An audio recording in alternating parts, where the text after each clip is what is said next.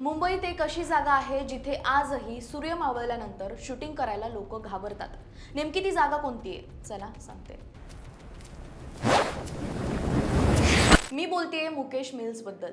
1880 मधली ही कापड गिरणी जिथे लागलेल्या भीषण आगीनंतर ती कायमची ओसाड झाली आणि आज या जागेचा उल्लेख मुंबईतील सगळ्यात भीतीदायक ठिकाण म्हणून केला जातो. 2002 मध्ये गुन्हा चित्रपटाच्या शूटिंग दरम्यान अभिनेत्री बिपाशा बसूला एका सीनसाठी लांब कॉरिडॉरमधून चालायचं होतं, पण अचानक तिला कोणीतरी अदृश्य शक्ती मागे ओढत असल्यासारखं जाणवलं. वातावरण अचानक थंड झालं, आजूबाजूला विचित्र आवाज घुमू लागले आणि सेटवरील अनेक लोक अस्वस्थ झाले.